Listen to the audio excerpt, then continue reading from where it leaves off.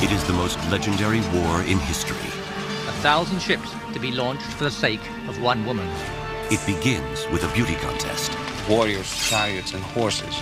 And ends with a giant horse unleashing destruction and annihilation. Whole walls fell over. A tale so powerful, it inspires 3,000 years of myth and legend. He was willing to sacrifice his own daughter. It is a story of armies divided. Deception, deceit. Stolen treasures. The decline, the catastrophe. An ancient world trade center. There were always enemies enough who wanted to have that place. And a war without end. It was a conflict between East and West. Now, archaeologists, literary detectives, and military analysts are uncovering evidence that the mythological city, destroyed by beauty and vengeance, may be real. This is the true story of Troy.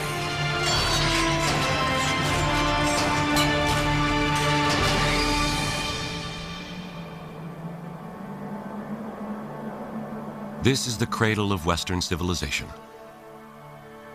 Mainland Greece on the west and Asia Minor on the east, and dozens of islands in between. The Aegean Sea links the inhabitants of this region, seafaring adventurers and their legends of gods and heroes. For thousands of years, fortune seekers and archaeologists have been searching these shores for evidence of the Trojan War. And now, some say they have found it.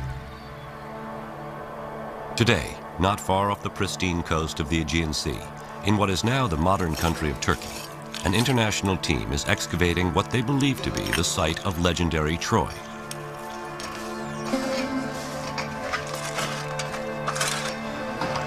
They claim they're finding evidence of a 5-acre city, complete with palace, streets, and a vibrant downtown.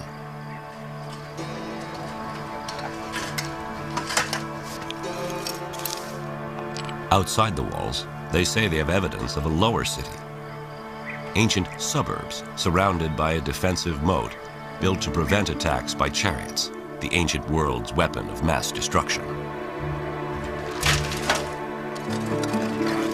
Manfred Korfmann has been the director of the excavation since 1988. If you look around in this area, you see nothing. It's old fields, it's surface, but there was something in here. Here on this barren plain, Korfmann and his colleagues envision a fortified city that rivals ancient Athens. Dating to the late Bronze Age, the prehistoric time of the Trojan War. But, as in all things Trojan, there is a conflict raging. Some think Korfmann's finds are pure fantasy, as credible as the myth itself. Is this the site of ancient Troy? Did Troy actually exist? Why does its memory echo through time?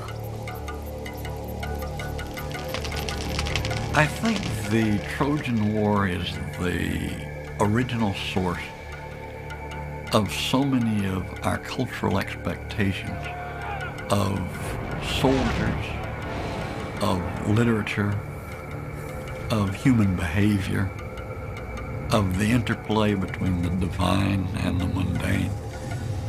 So much of our cultural tradition originates in the Trojan War that we continue to value it, even unconsciously, as a source of the archetypes upon which we model our behavior. History became a story, and story became myth, and myth is always elusive.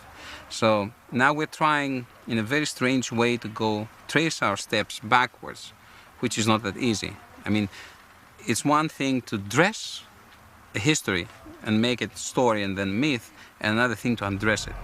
It takes much more pain, and it's more dangerous.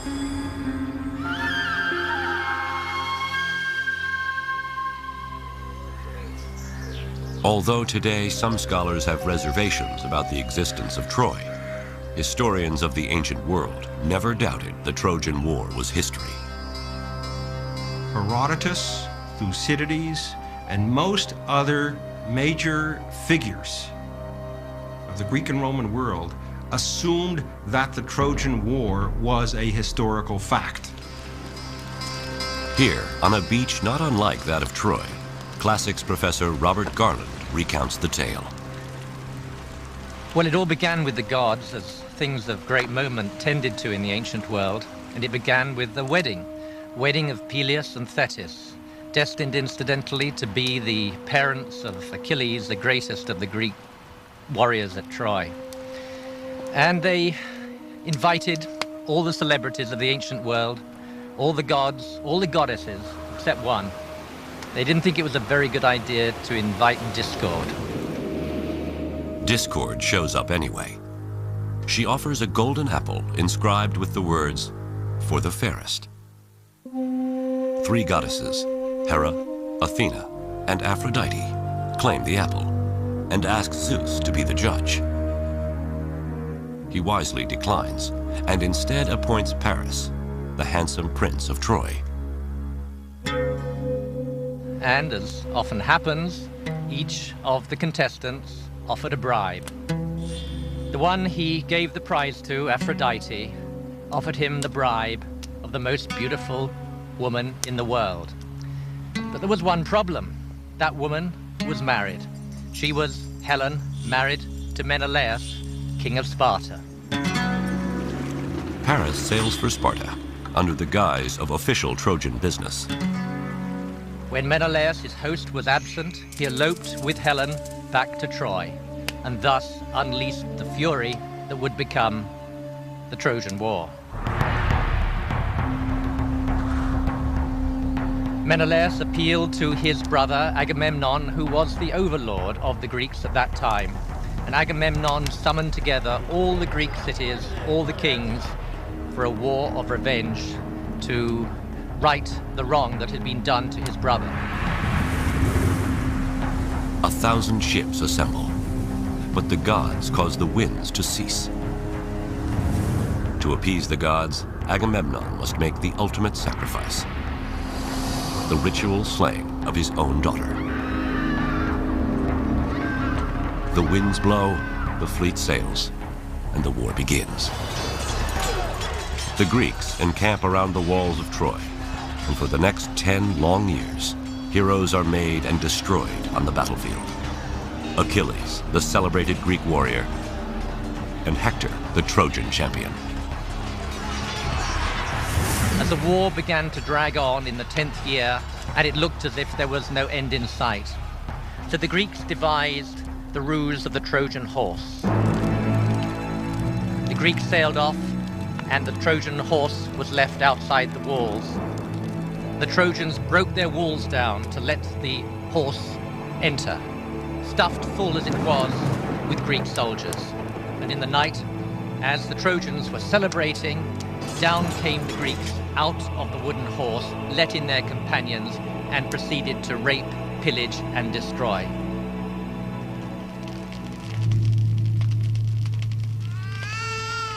Many acts of vandalism were committed in that time. Priam was slaughtered at his own altar. Cassandra was raped. And the infant son of Hector was thrown from the walls of Troy, his brains dashed out. And even then, after Troy had been totally destroyed, the end was not in sight. As we know from the Odyssey, Odysseus was to wander for many years before he got home. Agamemnon returned to domestic turmoil. His wife, Clytemnestra, had been having an affair with her lover, and with him plotted the death of Agamemnon. So the homecoming of the Greeks was, for them, as devastating as was the destruction of Troy. How can such a fantastic story be true? The legend of Troy comes to us first from the oldest writings in Western civilization, the Iliad and the Odyssey. Their authorship credited to the poet Homer. But Homer isn't born until 5 centuries after the war is thought to have occurred, and he is believed to have been blind and illiterate. Homer is our earliest witness for the Trojan War, and yet the Trojan War took place perhaps as many as 500 years before Homer's date. So how reliable can he possibly be?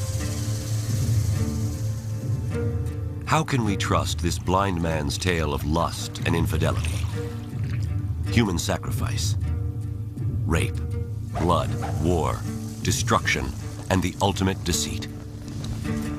Is Homer's story the true story of Troy?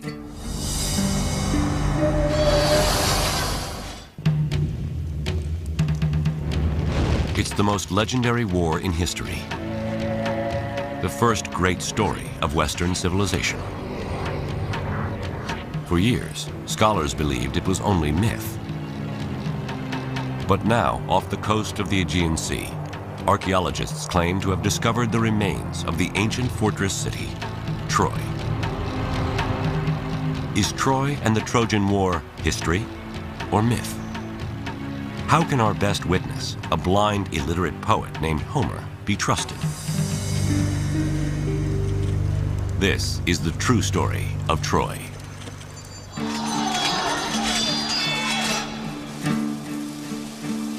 Like Troy, what is known of Homer is a mixture of history and myth. Although he is credited as the author of Western civilization's first works of literature, the Iliad and the Odyssey, very little evidence of Homer exists. Some scholars estimate that he lived around 750 BC, and that the father of Greek literature was from a place not far from Troy. We think that he came from a region probably fairly close to Troy, perhaps from the city of Smyrna or from the island of Chios, but even this is doubtful. There's a strong tradition that he was blind, but other than that, virtually nothing can be said with any certainty about him. Two of the greatest mysteries about Homer concern how someone who lived 500 years after the Trojan War can recall such graphic details of battle and bloodshed. And how could one person, before the invention of Greek writing, remember more than 16,000 lines from the Iliad and 12,000 lines from the Odyssey? One possible answer is that Homer is a descendant of a lineage of singer-storytellers. If this is true, it means that the Iliad and Odyssey were not written by a Homer, but were passed down by many Homers. It's perfectly plausible that singers immediately began to sing about this famous conflict, that it was passed on from one generation to the next, not with any attention to historical accuracy, in which no one had any interest. All the details and all the fancy stuff, and the woman running away, and Achilles and Hector, and the Trojan horse, all this stuff was generated by singers over the ages. Their contributions to the story were inherited by Homer, and he added his own twist to it. But if Homer is the last in a lineage of oral poets, how does the story of Troy transform from a memorized song to the first written story of Western civilization? In the 1930s, an American scholar by the name of Milman Parry, equipped with some of the first portable sound recording devices, discovers a way to return to a time when all of history was a song. Parry treks to Old World Balkan villages in Serbia and discovers singers who, just like Homer, sing epic songs of ancient battles and heroes.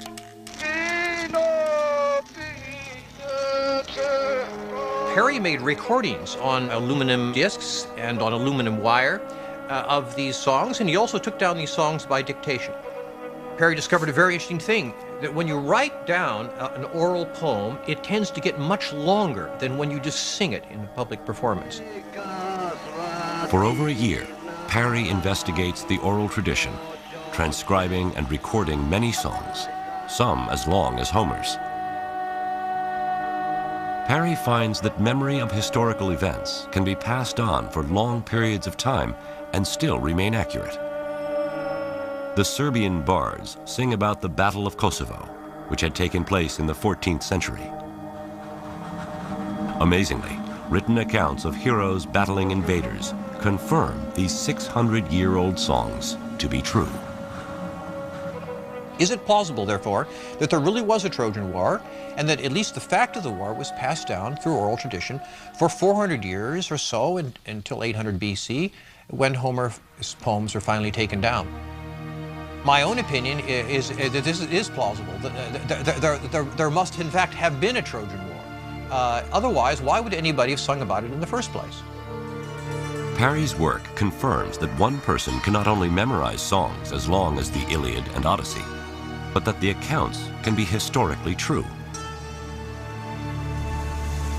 For the first time, there is an understanding of how the story of Troy could survive 500 years until the time of Homer, and how Homer's greatness is born. Homer must have been a very famous singer in his day. He must have been like the Rolling Stones. He was a very famous entertainer of some kind. It's plausible that his greatness as a poet, which is proven by the Iliad and the Odyssey, by his brilliant poems that have survived, did inspire somebody to record these stories. Indeed, the very man who invented the technological means that made the recording possible, that is, the Greek alphabet. Before Homer, epic stories were memorized and sung. These oral tales were usually performed at the feasts of aristocrats and noblemen. But Homer's story of Troy was so powerful that someone wanted a way to record the words and teach them to others. The problem was the Greeks had no system of writing. So one theory is that this someone, the first Greek scribe, adapts the Phoenician writing system, adds vowels, and invents the Greek alphabet to record the words of Homer. Here's an example based upon early epigraphic remains of what this text might have looked like. It begins on the right-hand side,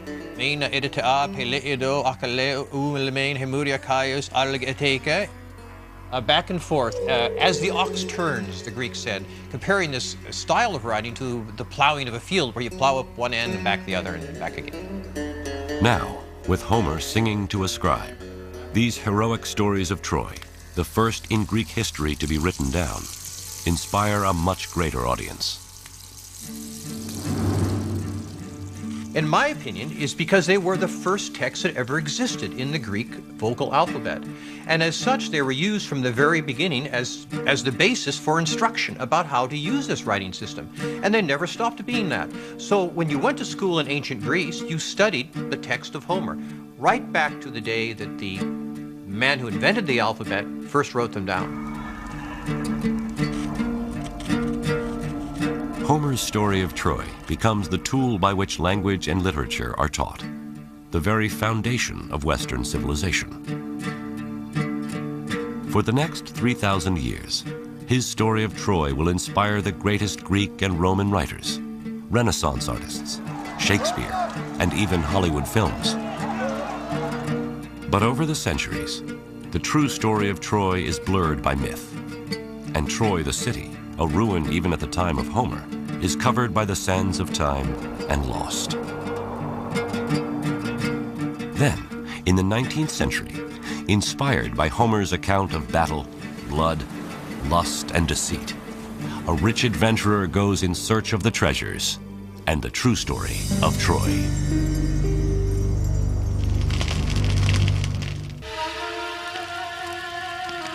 It is a Bronze Age clash of cultures, a battle over the most beautiful woman in the world. This tale of heroes, blood, lust, and deceit from a time before writing is sung for hundreds of years.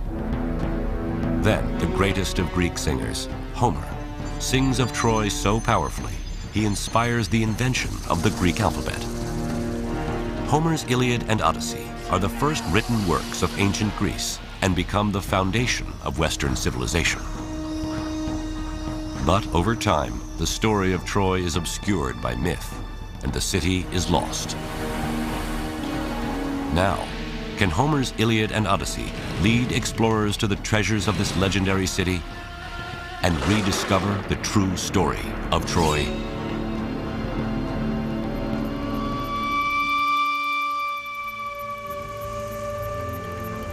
July 6th, 1827. After centuries of Ottoman occupation, Greece wins its independence and emerges as a new nation. Europe is smitten with everything Greek, and Homer's Iliad and Odyssey ignite Trojan fever. With a pick in one hand and the Iliad in the other, a German-American self-made millionaire, Heinrich Schliemann, sets off to uncover Troy. Heinrich Schliemann is actually a fascinating man. He's a Wall Street tycoon of the 19th century. He made a great deal of money speculating in Russia and in the United States, including the gold rush in California. Having made a great deal of money and therefore being able to retire from his business pursuits, he at this point can go and pursue what he claimed was a lifelong fixation with Greece and particularly with the Trojan War. Heinrich Schliemann has a knack for finding gold. He is in California for the gold rush, makes millions in St. Petersburg under the Tsars. And in his search for profit and adventure, he dresses as a Bedouin, circumcises himself, and sneaks into Mecca. In 1868, he moves to Athens and launches a campaign throughout the Aegean in search of the legends of Homer and ultimately Troy. Schliemann was not an archaeologist, but he had a sacred faith in Homer. I mean, Homer was his Bible. And this led him to discover things which nobody else had thought of discovering, of looking for, let's say. Schliemann sets out to look for a place that matches the landscape described by Homer in the Iliad. A vast plain where two great armies can battle, near the Aegean Sea, between the Scamander and Simois rivers. A place with high fortified walls, from which the Trojans could watch in horror as their champion Hector is dragged behind the chariot of Achilles around the city.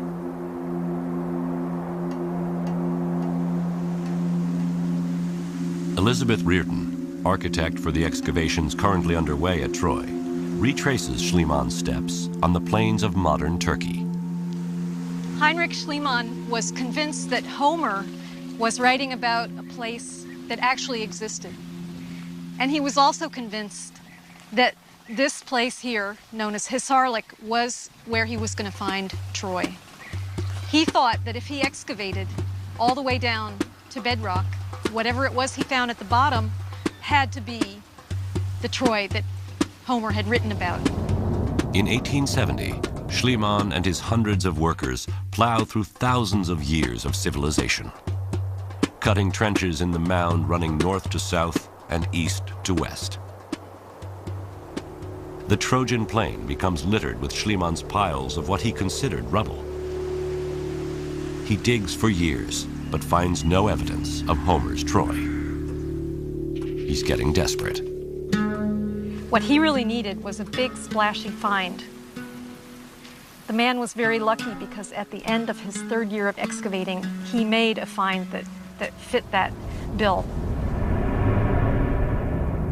He was investigating this very large fortification wall when they uncovered in a small pocket a treasure trove of gold objects. This was exactly the kind of find that he needed to get attention. Golden cups and goblets, highly polished stones and precious jewels. In 1873, Schliemann smuggles the treasure out of Turkey, dresses his wife in the jewels like Helen of Troy, and with Barnum-like showmanship, claims he has uncovered King Priam's treasure. He dazzles the world with headlines. Heinrich Schliemann discovers legendary Troy. But the showman's headlines prove false. The treasure Schliemann finds dates to 2,500 years earlier than Priam and does not correspond to the time of the Trojan War. And worse, Schliemann may have stolen his discovery of Homer's Troy. Schliemann, with his interest in Homer, was not the first in this area. Frank Calvert a British expatriate, had been living in the area from 1845 onward. He grew up in this area and gradually amassed a tremendous amount of textual evidence for where Troy lay. When Schliemann arrives in Turkey, there are several sites thought to be Homer's Troy. But Frank Calvert is convinced that the land he owns, a mound named Hisarlik, is Ilium, an ancient Greco-Roman city from which Homer titles his Iliad. Schliemann seeks out Frank Calvert. When Schliemann came to the Calvert house in August 1868, Calvert's house was full of artifacts and works of art that Calvert had excavated from Hisarlik, from Troy. Now, when they had dinner, Calvert told Schliemann all about his excavations, showed him what he had found, and Schliemann was clearly very impressed.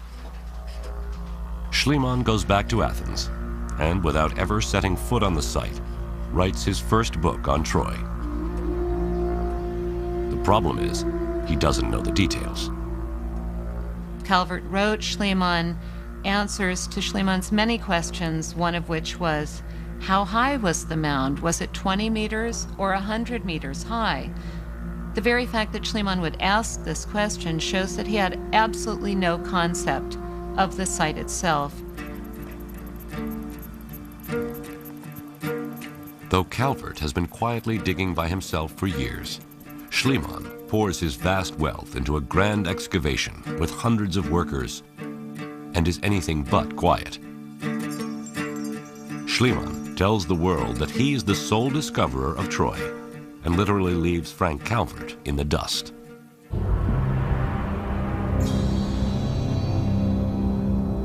Despite false claims of Priam's treasure and accusations of stealing the site of Troy from Frank Calvert, Heinrich Schliemann convinces the world that Hisarlik is the site of Homer's Troy and that the Trojan War is real. Schliemann was somebody who dedicated his life, his fortune, and his activities to proving Homer true.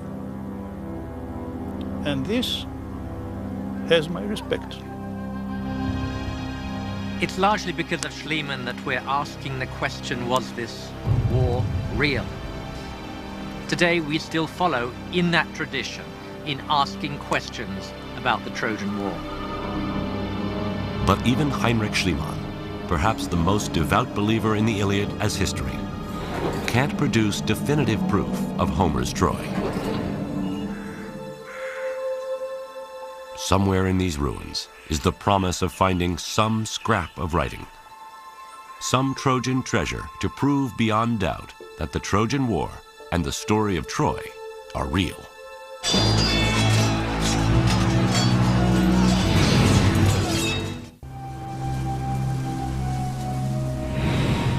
It is the most legendary war in history, fought around 1250 BC in the prehistoric Bronze Age. The tale of lust and battle is sung for 500 years, until Homer's story of Troy, the Iliad, inspires the invention of the Greek alphabet. Over the next 2,000 years, the legendary city is lost, until in the 1870s, Heinrich Schliemann, with pick in one hand and Iliad in the other, claims to discover the site of the Trojan War. But his showmanship and unscrupulous ways cast doubt on his claims. And worse, his excavations destroy so much of the site that it is condemned as an unreliable witness in the search for the true story of Troy.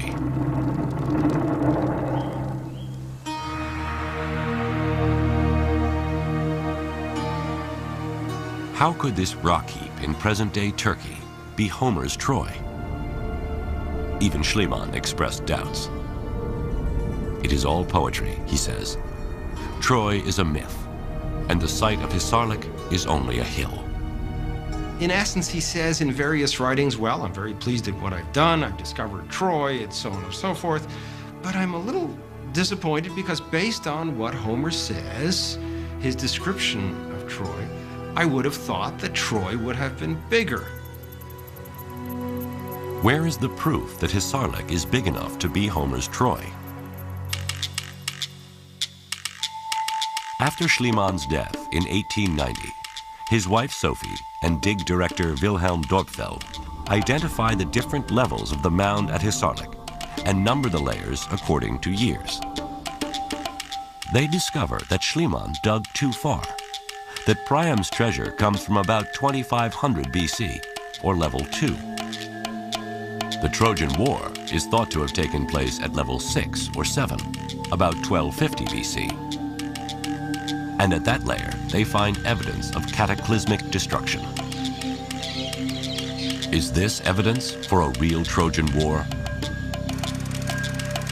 In 1932, one of the most revered figures in archaeology, Carl Blegen of the University of Cincinnati, arrives on the scene. Blegen, having excavated on the mainland, felt that this was the time to go back to Troy to try and place Troy in the context of the larger Greek Bronze Age world. Blegen re-examines the entire site, discovers that Troy is at its height at level 6. At the layer above, level 7, he discovers a concentration of houses within the walled city that seem to indicate the population is seeking protection against a siege. But not even Blegen discovers a city as large as that described by Homer. Troy seems destined to remain a mystery. Then, in 1982, Manfred Korfmann comes to Troy. There's much skepticism in the archaeological world about his going back to Troy. Many people thought that it had already been excavated after all the 3 campaigns there, that there wouldn't be much more to discover. But Korfmann's campaign introduces 50 years of new technology to the excavation. One of his first discoveries is just south of Troy, along the Aegean. Here, his team finds over 50 cremations and burials containing Mycenaean Greek grave goods. Could this be evidence of the Greek camp and remains of Greek warriors who came to fight against Troy? Korfmann's team also discovers that the Bay of Troy is quite different from today. In fact, the water at the time of the Trojan War would have been closer to within sight of the walls of Troy. And in recent years, not far from the ancient bay, using magnetic prospecting equipment, Korfmann and his team find what at first looks like a wall about a quarter of a mile outside the citadel of Troy. But what he actually finds is the opposite of a wall. Here we do have a picture like X-ray looking into the ground and finding remains of what may have been ditches. The ditch that Korfmann unearths is cut deep into the bedrock, leading him to believe that its purpose is most likely defensive. The archaeologists were able to verify a Troy 6 date for the date when this ditch had been constructed. Troy 6 represents the time of the Trojan War. And there are many similarities between this defensive ditch and one Homer describes in the Iliad. If you look at his description of the fortification ditch that's dug around the Greek camp, and then you look at the fortification ditch that we found, certainly that's a striking similarity between the two. It's actually quite likely that this is the site that Homer had in mind when he put down the story of the Iliad and the Odyssey.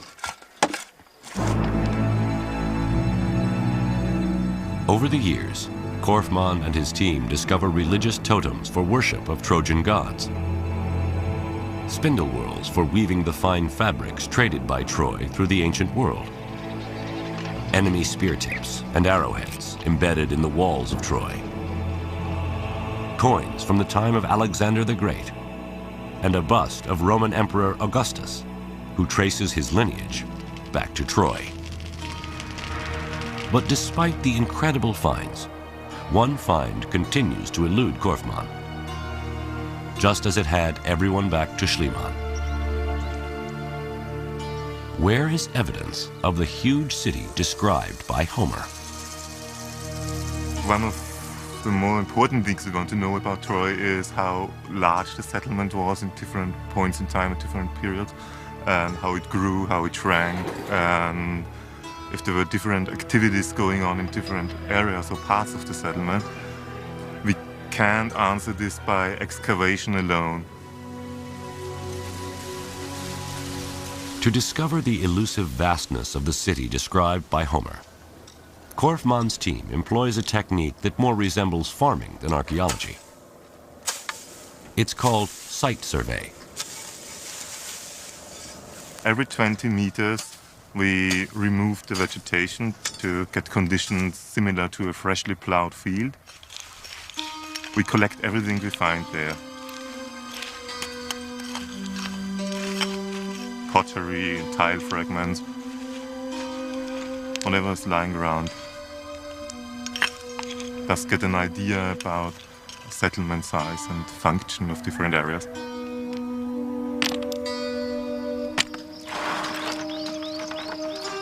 They bring their finds back to camp, where artifacts are washed, classified, and dated. It's a lot of broken pots, representing thousands of years. This year we covered about 15 hectares, about 400 points, and we collected more than 100,000 items from there, about 2 tons of material. A significant quantity of the pottery shards are from the Bronze Age, particularly the time just before the Trojan War. We can see how the area all the way to this ditch and in the east, and where this ditch was covered by a Bronze Age settlement. Pieces of the Trojan War age pottery extend over a quarter of a mile out from the walled city of Troy, all the way to the defensive ditch. This ditch, described by Homer as built by the Greeks to defend their ships, is more likely a ditch built by Trojans to defend Troy against the Greeks. Korfmann is confident that this area, from the ditch to the fortified walls of the citadel, is a vast lower city, more than 5 acres, that along with the temples and palaces of the citadel, comprise the glorious city that is Troy. It is a Troy large enough to match Homer's, and rich enough for the Greeks to want to conquer. We archaeologists have in Troia the proof and the hints that this place always was fortified again and again. It was always rich enough to defend itself. There were always enemies enough who wanted to have that place.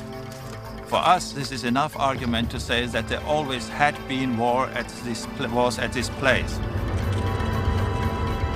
It seems clear that nearly 3,000 years after Homer, Manfred Korfmann has finally proved that Troy is real.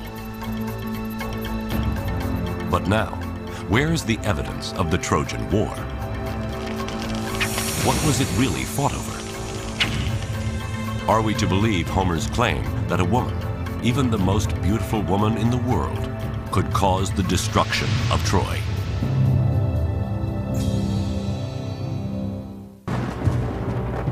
It is a Bronze Age clash of civilizations, fought around 1250 BC. Then, 500 years later, the Greek poet Homer sings his epic story of Troy, becomes a superstar, and inspires the invention of the Greek alphabet. Over time, Troy is lost, and its story is obscured by myth and legend. Until the 1800s, when Homer's Iliad inspires the search for this legendary city. Today, archaeologists are uncovering evidence suggesting they have discovered the site of Troy. But how can the theft of Helen, the most beautiful woman in the world, launch 1,000 ships in a fight for love and glory? Is this the true story of Troy?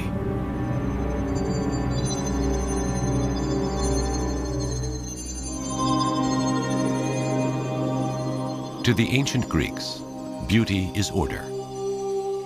It is exemplified in the naked body. Youthful and round, with tapered waist, high conical breasts, and curvaceous thighs. Surely Helen was all this. And her theft, an attack on world order, an act of war against the Greeks.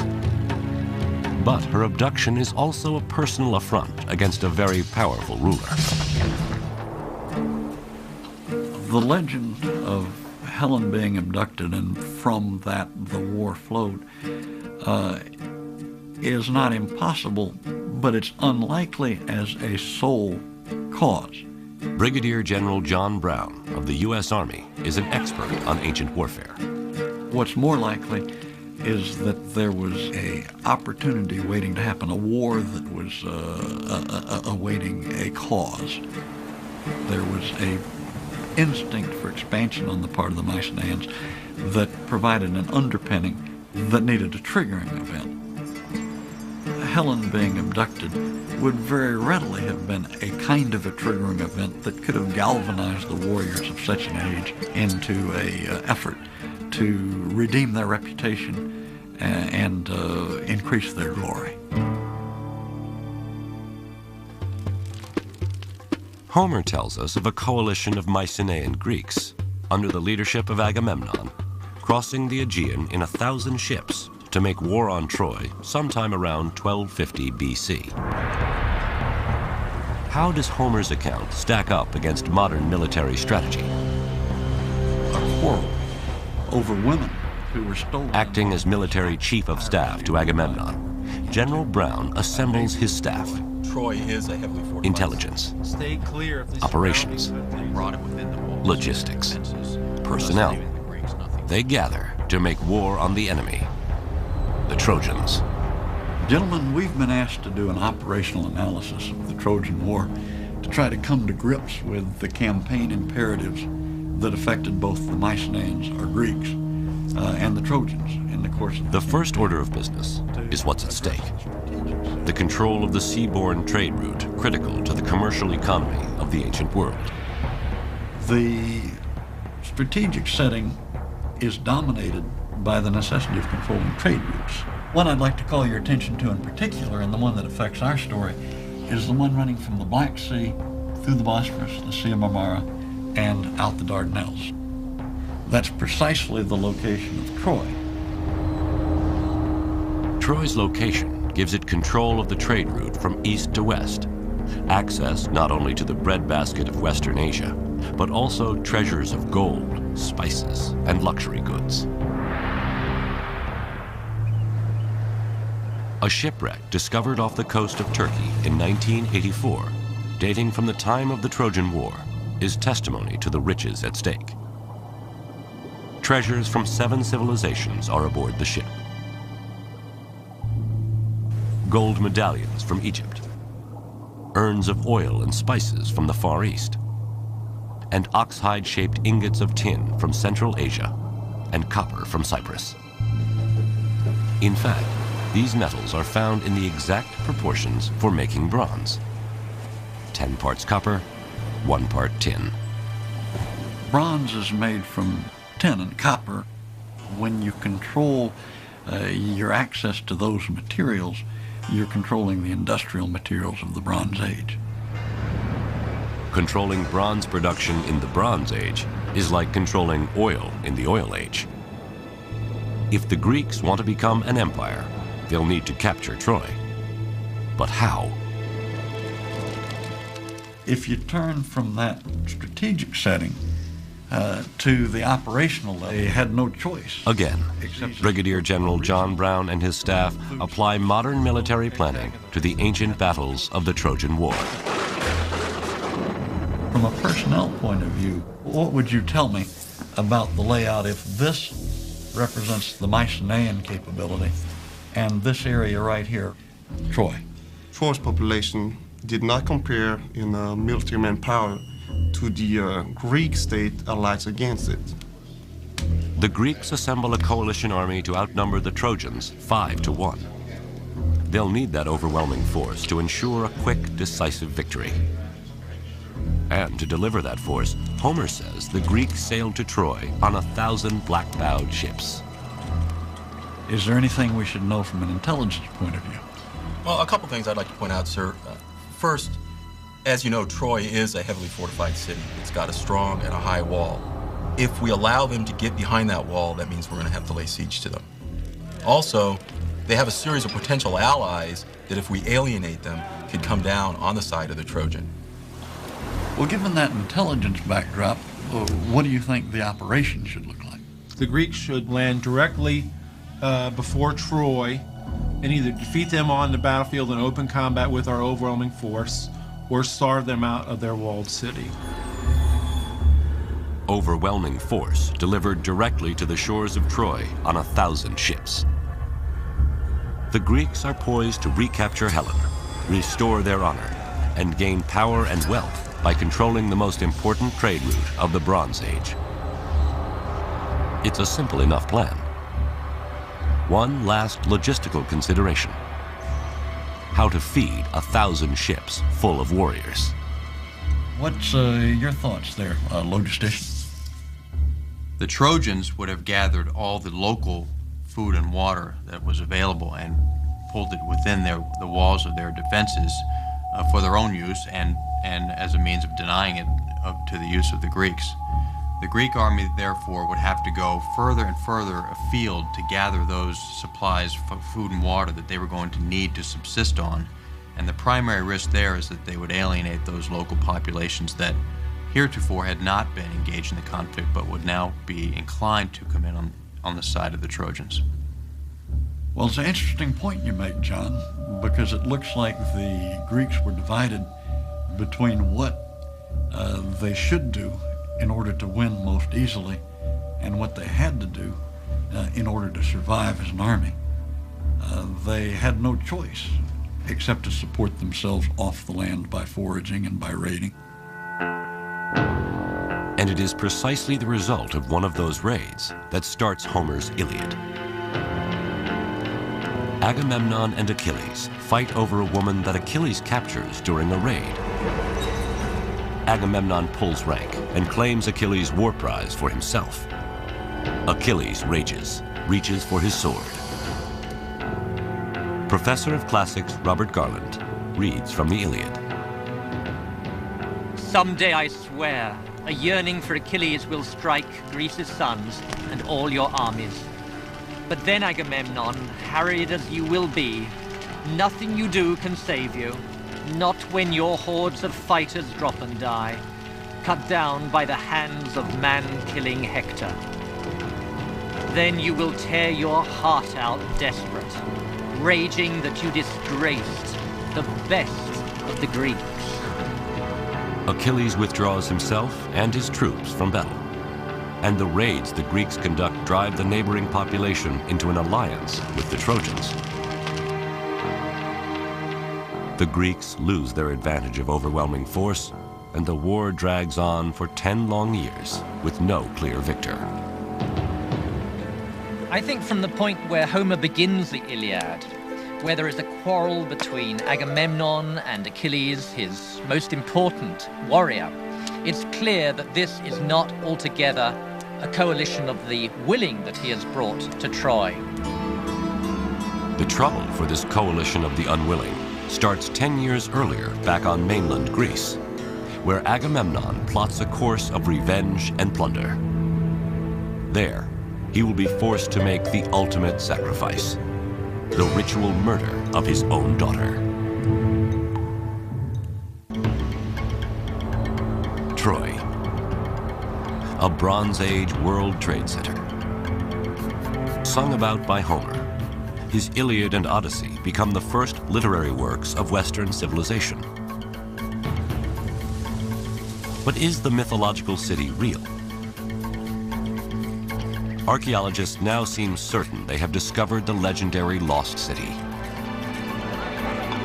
But what evidence do we have of the enemies of Troy? the Bronze Age Greeks, and Homer's King of Kings, Agamemnon. How does Agamemnon forge a coalition of Greek warlords to wage a war of revenge and plunder? This is the true story of Troy.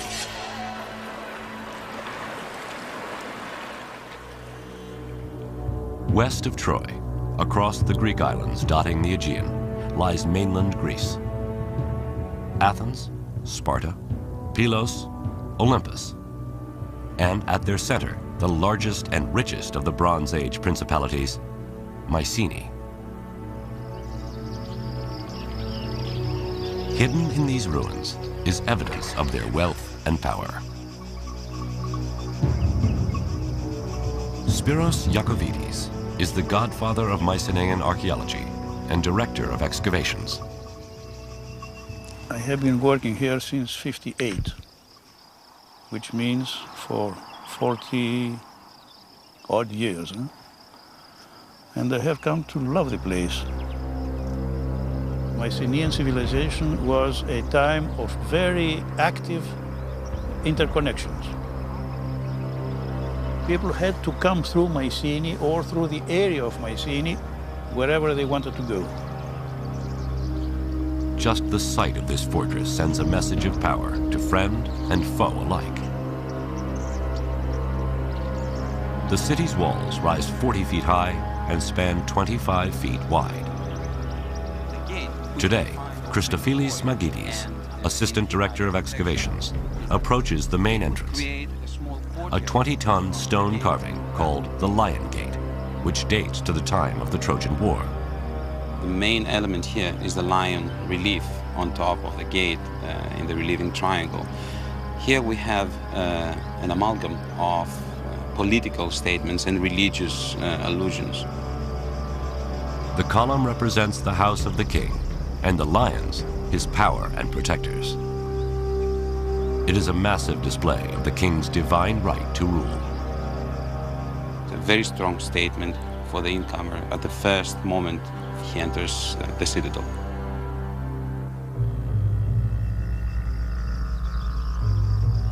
Just inside the Lion Gate, here in 1876, Heinrich Schliemann uncovers one of the richest finds in archaeological history, including a magnificent golden death mask.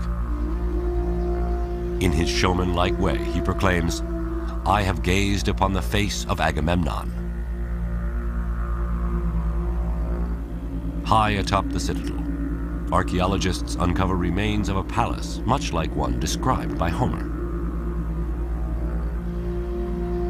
Inside, they discover a treasure trove of opulent relics and murals, glorifying Mycenaean war and conquest. We have scenes, beautiful scenes of a besieged city with tall buildings and women looking out of the windows, warriors, chariots, and horses. One cannot but think that these scenes reflect, or at least echo in some way, all the adventures of the Mycenaeans in southwest and northwest Asia Minor. On the terrace of the palace, overlooking the rich valley and beyond to the Aegean, perhaps dreaming of conquering Troy, kings like Agamemnon would feast with fellow warlords. Homer describes such a feast that takes place across the Peloponnesian Peninsula in Pylos, in the kingdom of wise old King Nestor, another hero of the Trojan War. Here, in 1996, in the basement of a regional museum, archaeologist Sharon Stocker finds boxes of burnt animal bones. Stored there by the famous archaeologist Carl Blegen more than 50 years ago and labeled table scraps. Stocker finds something peculiar about them. What we have represented here are bones from the thighs and the mandibles of bulls, male cattle, and probably about 10 individuals are represented. The meat from 10 cattle can feed 6,000 people. And the fact that the remains are specific body parts, and all from male bulls, makes Stocker and archaeologist Jack Davis suspect they have something more than table scraps. It was here that he found the objects that we've been most interested in. Yes. That is, in this corner, more or less, must have been the gigantic heap of animal bones. Clearly, the bones represent the animals eaten at the feast. A little bit closer to the wall in here had to be the spearhead. The spearhead is likely to be the butchering tool. And then I think off here must have been the pile of little kilikas, the miniature drinking cups. In Blegen's 1950s excavation, thousands of kilikis were discovered in every corner and corridor of Nestor's palace, representing thousands of guests drinking. All of these objects were grouped in close proximity here, one to another. But they also find one more piece of evidence. Written in a primitive script known as Linear B, translated in the 1950s, the tablet reveals another purpose for the feast. So it's about here that the tablet was found that proves that sacrifices were in the process of being made in honor of the god Poseidon. Piecing together the evidence, Stocker and Davis paint a clear picture of feasting in the Bronze Age. Okay, so Sherry, if we were coming here to a feast, this must be where we get our first glimpse of the actual banqueting area. Then the guests, as Homer says, ate well, and no man's hunger lacked a share of the banquet. The young men brimmed the mixing bowls with wine and poured rounds for all. And they would have seen the power of the kings displayed there on the walls above them as they were participating in the feast, as a kind of reminder of what the Mycenaeans were capable of doing. Yes. By providing this feast and sacrifice, the king presents himself as the messenger to the gods, and his call to war as divine destiny. Surely the feast in this setting is a persuasive weapon for a king luring warriors to join him in a battle against the Trojans. But as a final appeasement to the gods, King Agamemnon must make the ultimate sacrifice: the ritual murder of his own daughter.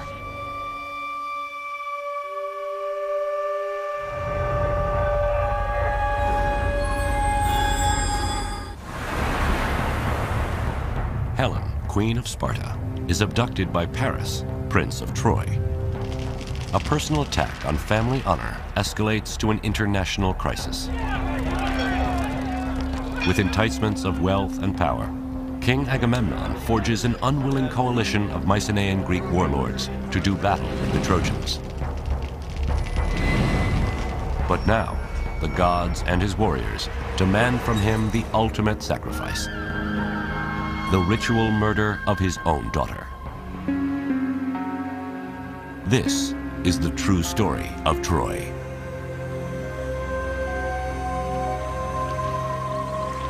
At perhaps the most disturbing intersection of mythology and history lies the practice of human sacrifice. How can an act considered the ultimate sacrilege in the modern world be so prevalent to the ancients? Classics professor Robert Garland on a beach not unlike that of Troy. Human sacrifice is committed by Agamemnon. Achilles, we are told, slaughters 12 Trojan youths to appease the spirit of his friend Patroclus. And at the end of the war, Polyxena is sacrificed at the grave of Achilles.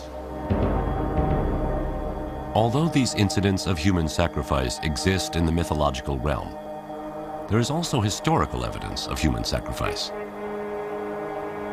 From Egypt to Babylon, slave and prisoner sacrifice is widespread during the Bronze Age, often used as a public display of the king's power. But could the Greeks, founders of Western civilization, also have practiced human sacrifice? There seems to be some archaeological record of human sacrifice. I'm just going to mention certain chamber tombs here in the area of Mycenae, where we have found bodies of slaves, one on top of the other. They were probably slaughtered when their master died, or prisoners of war, and so on and so forth. To them, it was not probably a human sacrifice. What we consider human sacrifice is not the same thing with what they consider human sacrifice. A slave or a prisoner of war is an object, is not a human being. Interestingly, although human sacrifice is prevalent in the mythology of Greece and the Trojan War, Homer never mentions it in the Iliad. It's a few hundred years after Homer when some of the greatest Greek playwrights incorporate human sacrifice into their stories of the Trojan War. One reason may have been as a storytelling device to entertain their audiences. It's often true that forms of religious behavior that were once sacrosanct and received great veneration later on become the subject for horror and a way of getting a chill, really, out of the audience. So in the story of the Trojan War, Agamemnon succeeds at assembling a coalition of Mycenaean warriors. But as they ready to set sail for Troy, the winds blow against them. The oracle tells Agamemnon, for favorable winds, he must sacrifice his daughter, Iphigenia. He did so by summoning her to Aulis on the pretext that she was going to be married to Achilles. Instead, he butchered her, and in so doing, set in train a terrible set of events that would end in his own death.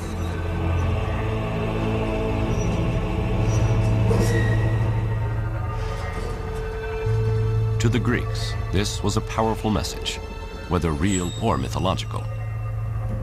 In war, a king asks his subjects to sacrifice the lives of their sons. Now the king, by offering his daughter, is making a similar sacrifice. The Greeks may see it as democratic and egalitarian. If not us, why not the king? And if not our sons, why not his daughter? To us, the idea of sacrificing Iphigenia seems horrific. But given the religion and mores of the time, the sacrifice of Iphigenia was a supreme expression of commitment on the part of Agamemnon. He was so committed to the success of this enterprise that he was willing to sacrifice his own daughter. That must have had an effect upon the psyche of his soldiers, because they recognized how dedicated he was and how much he expected of them.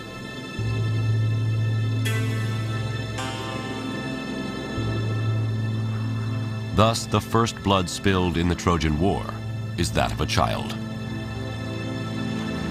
Ultimately, Agamemnon will pay for her death with his life. But for now, a forceful wind blows the Greek war fleet east to Troy. What the Greeks didn't know is the resistance they were about to meet at the hands of man-killing Hector and his army of Trojans.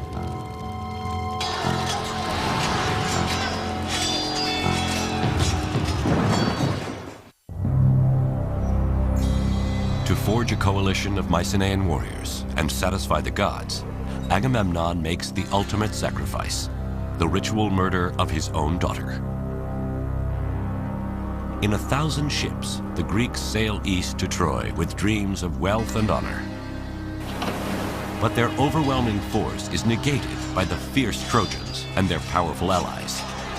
They fight to a standstill for 10 long years.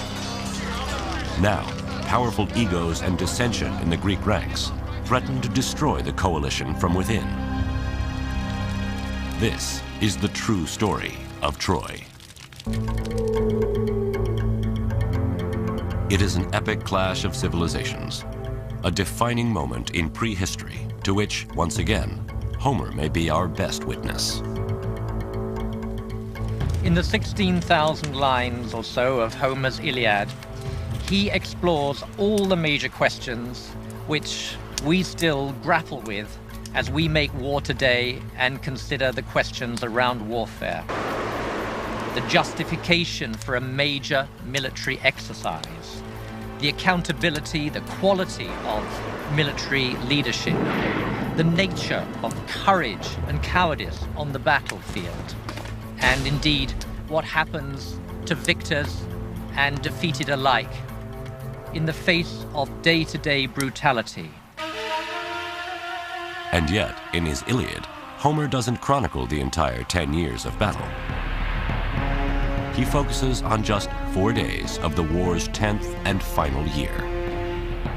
He brings us, I think, to the very heart of what human conflict is all about. Some of his most memorable descriptions are of men dying. The 240 deaths that occur in the Iliad, all are different. Homer must have seen action at first hand.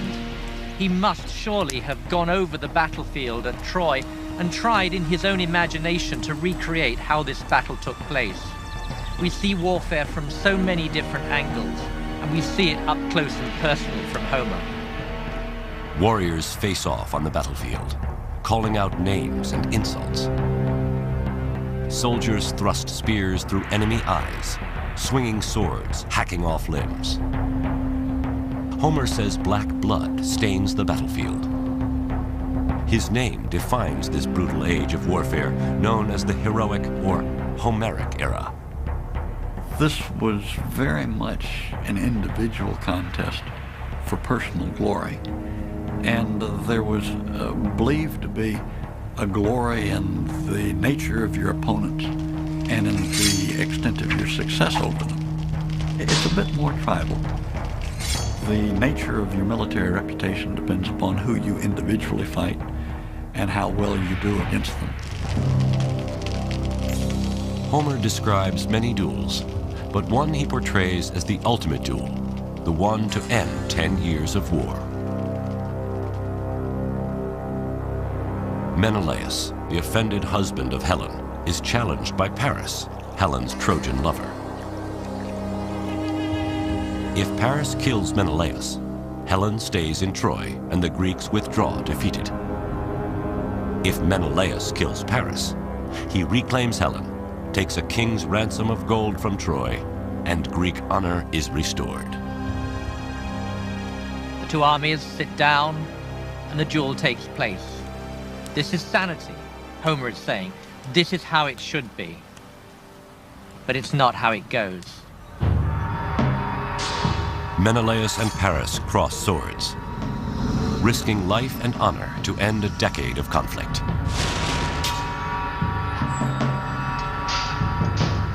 Menelaus overpowers Paris, readies a death blow. Then Homer rescues Paris with a stroke of divine intervention. The goddess of love, Aphrodite, whisks Paris off the battlefield into the arms of Helen. The duel ends unfulfilled. The truce erupts in war. This war, in a certain sense, had to be. More forces had been unleashed than could now be contained. But at that short, brief moment of time, Homer seems to be saying, this is how conflict should be resolved between the only interested parties. Though ending a war with a duel between two leaders may be wishful fantasy, many of Homer's observations of battle are timelessly true. One of the underlying themes that you draw out of the Iliad and the Odyssey that remains relevant today in a military setting is that character matters. That theme remains with us. We still are very concerned for the character of our officers and our soldiers. Modern armies can learn from the soldiers of the Trojan War. But the greatest of the Greek warriors, Achilles, might not last long in today's army. In front of other warlords, Achilles threatens and insults Agamemnon, his commanding officer. what a worthless, burnt-out coward I'd be called if I would submit to you and all your orders. Whatever you blurt out, fling them at others. Don't give me commands. Never again, I trust, will Achilles yield to you. To Homer's audience, Achilles' rage against Agamemnon reflects a conflicted hero defending his honor. But today, his insults would be court-martialed as insubordination. Achilles was preoccupied with his reputation and his personal standing amongst the Greeks. The absolute opposite of a team player. Odysseus is of course, a different character, and again, he's yet another expression of the fact that character matters. He is wily. He's compared to a fox. Even today, we compare some of our most capable military figures to foxes. The swamp fox, Francis Marion of the American Revolution, and General Franks of the war in Iraq are among some with reputations of cunning like a fox. But Homer highlights another key quality of leadership by demonstrating the opposite. Never once did you arm with the troops and go to battle. You lacked the courage. King who devours his people. Unlike an ideal general like George Washington, who leads his troops by example, Agamemnon is accused of hanging out in the back while others fight and die. Agamemnon is arrogant, overweening, very much given to advance his own personal agenda, and inclined in the mind of others to take advantage of his position for his personal gain rather than to be a servant of the rest. Ironically, the soldier who is idealized by Homer is Hector, who fights for Troy. He has the character of the model soldier and citizen. Hector is more inclined to set the welfare of his people and his city above his own reputation and his own survival. And ultimately, he faced down Achilles even though he knew that the odds were against him and that his time was up. The battle between the two greatest heroes, Greek Achilles and Trojan Hector, is the climax of the Iliad and Homer's story of Troy. When Hector takes leave of his wife and child on his way to battle, Homer foreshadows the end of the war and tilts the sympathies of his audience in favor of the Trojans. Hector envisages that Andromache will be a widow and that his son Astyanax will be an orphan. And like any true husband there, he says, I care for you more than I do for my countrymen. It's your fate that really matters to me. Homer portrays Hector as a family man. While the Greeks are fighting for revenge and greed, Hector is fighting to defend his wife, his child, and his home. The Trojans, in a sense, are us. And it is through their eyes, very largely, through the eyes of men like Hector, that we read the events that are going to be so shattering.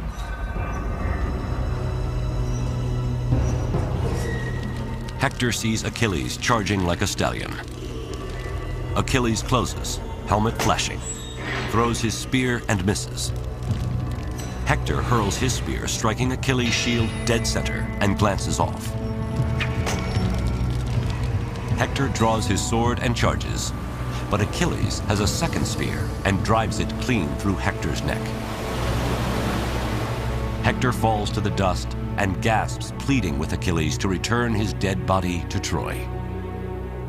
But Achilles promises to feed his body to the dogs, lashes his corpse to his chariot, whips his horses to run around the walls of Troy, and as Homer says, defiles Hector's body in the land of his own fathers.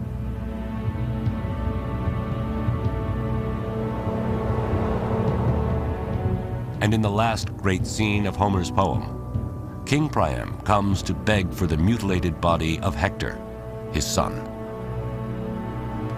King Priam comes and he grasps the man-slaying hands of Achilles, and like a suppliant, he appeals to Achilles' compassion. And Achilles yields, and the two men collapse together in an acknowledgement of their human identity. They're no longer Greek and Trojan. They're no longer deadly enemies. Instead, they are like father and son. It is here where Homer reveals his subversive mission. He ends what is perhaps the world's greatest war story with an anti-war message. We are all human. We are all fathers and sons. We all have attachments that go way beyond our national identity.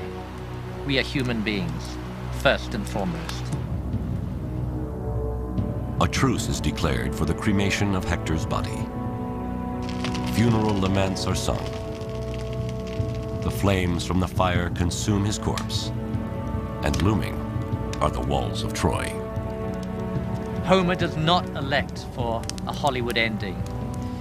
He elects for an ending which reminds us that more slaughter is to follow. Homer is saying to us, his audience, in a way, you are not to be trusted. More havoc will surely follow. More brutality, more carnage, and ultimately, too, the destruction of Troy. Although this completes Homer's story, the true story of Troy does not end here. Suddenly, the Greeks are gone, and a wooden horse stands outside the gates of Troy.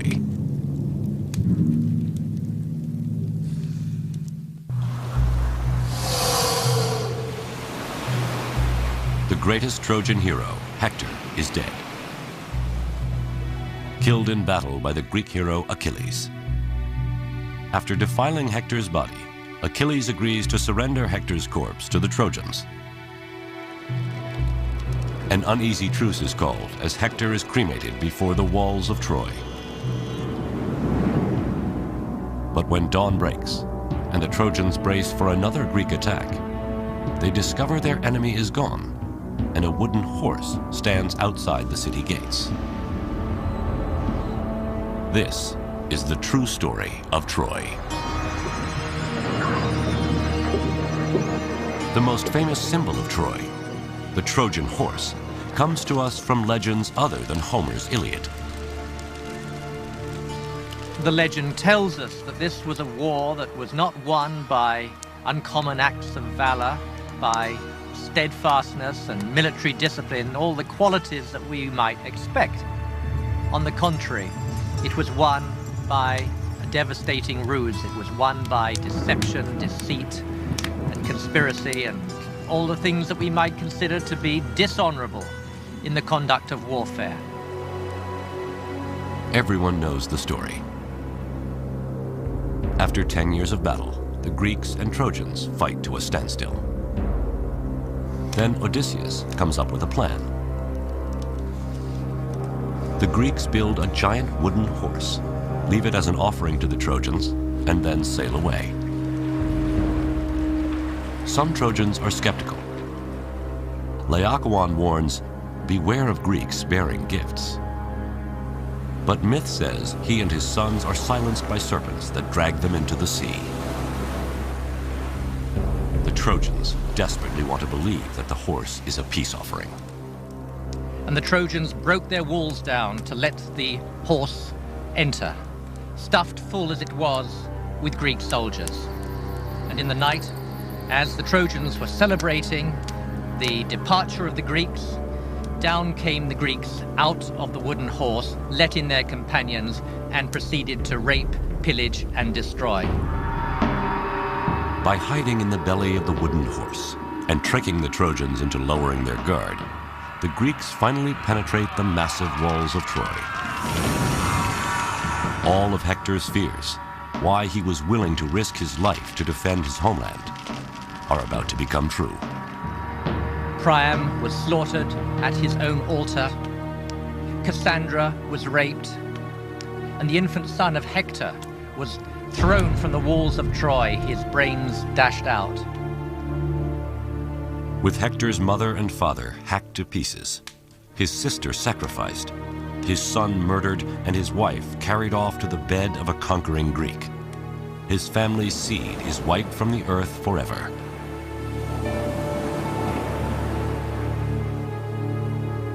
For the Greeks, this hard-earned victory means honor restored, the riches of Troy, and Helen.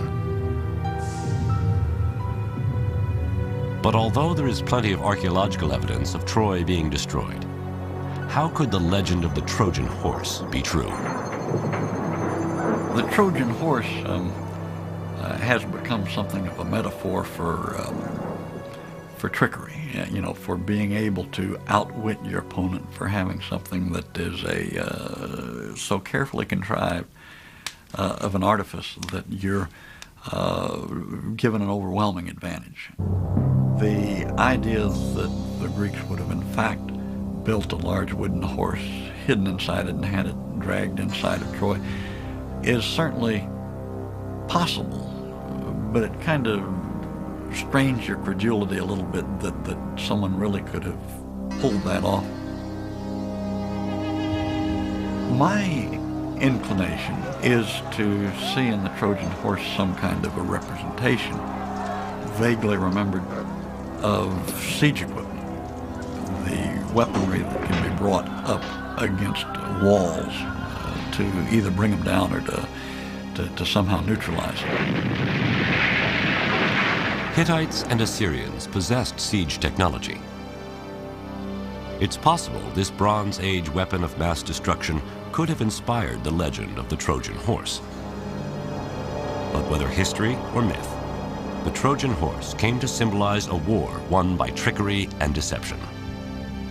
What the legend seems to be telling us is that even though this war was fought for a just cause of sorts, and even though in the end right won, in the sense that the Greeks were victors, nonetheless, that victory was at such cost that it put into question the whole validity of the war itself. Achilles meets his death, struck in his heel by an arrow from the bow of Paris. Odysseus is doomed to wander for another 10 long years before he gets home. Menelaus readies to kill Helen, his unfaithful wife, but when he sees her naked beauty, drops his sword. They too take 10 years to find their way back to Sparta. And as for Agamemnon, on his first night home in Mycenae, Clytemnestra, his queen, having never forgiven her husband for the sacrifice of their daughter, assassinates him in his victory bath. So the homecoming of the Greeks was, for them, as devastating as was the destruction of Troy.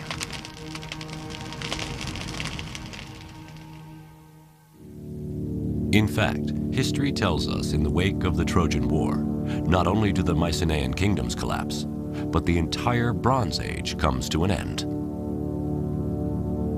There is much speculation as to its cause: civil war, outside invaders, or a string of devastating earthquakes.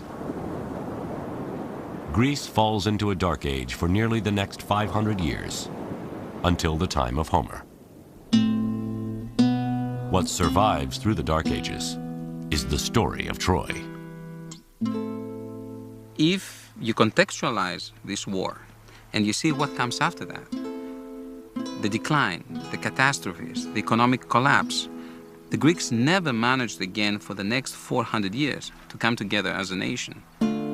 That was most probably the last glorious event before the disintegration, before the dissolution and the fragmentation of the Mycenaean world. And I think that's why it stayed in the memory. And as Homer sings stories of Troy, the rage of Achilles, the beauty of Helen, and the valor of Hector, his songs inspire the invention of the Greek alphabet. The Iliad and Odyssey become the foundation of Western literature, and Troy is emblazoned forever into the history of the world. The Iliad and the Odyssey had enormous impact in the Archaic period, the 7th, 6th, 5th centuries BC. And so, by extension, it's not surprising that people wanted to go to the site where that war was believed to have taken place. Then the residents realized that they need to market the city very aggressively, almost like a Disneyland of antiquity. The site of Troy rises from ruin to major tourist destination. Ancient burial mounds are turned into monuments to Greek and Trojan heroes. Temples and theaters are built to their gods. And maidens reenact scenes from the fall of Troy. They would sing sections of the Iliad and the Odyssey in the agora, in the marketplace of the city, right in front of the old Bronze Age fortification walls. As the city is rebuilt, history and myth become one, and Troy becomes a war prize in a worldwide conflict. The Trojan War, among other things, resonates because, from the perspective of many people in antiquity down to the present time, it was a conflict between East and West. In a way, it's the beginning of the combative stances of both sides. It's us against them. Now, the tourist destination of Troy attracts more than just tourists. First, Persian King Xerxes stops at the site in 480 BC on his way to sack Greece, claiming to avenge his Trojan ancestors. Then in 334 BC, Alexander the Great stops at Troy to pay homage to Achilles on his way to Persia. He goes to the Temple of Athena, where he saw a range of armaments associated with the Trojan War. And he looked at the armor that was presented there, chose one set of armor to wear himself in his battle against the Persians. I like to think that it would be that of Achilles, although we don't know that for certain, and then goes off to fight the Persians wearing Trojan War armor. Alexander the Great conquers Persia, avenging Greece and reclaiming Troy as part of the Western world. Just as Alexander links himself to the Greek hero Achilles, Julius Caesar claims lineage to the Trojan hero Aeneas. And Rome adopts Troy as its mother city. But the Romans embrace more than a mythological connection to Troy. They also model their ideal soldier on that of Trojan hero Hector. The Romans would say that the ideal soldier was disciplined, was a team player, was willing to sacrifice himself for the welfare of others, was willing to efface his personal glory for the good of the whole. The military success of the Roman legions is a tribute to the legacy of the Trojans.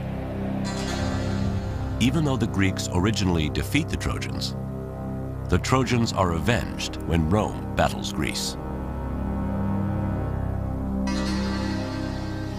It's ironic that the Trojan refugees led by Aeneas are purported to have been the ancestors of the Romans, and the Romans in turn conquered the Greeks. And so it's as if history came full circle. The Trojans were conquered and then became the conquerors. Troy and its stories are the oldest uninterrupted memories of our world. Troy is beauty, language, power, sacrifice, vanity, honor, deceit, and war. From literature to archaeology, history to mythology, Homer to Hollywood, we believe so strongly in Troy that the question of whether it is real or not hardly seems to matter. The search for the true story of Troy will live forever.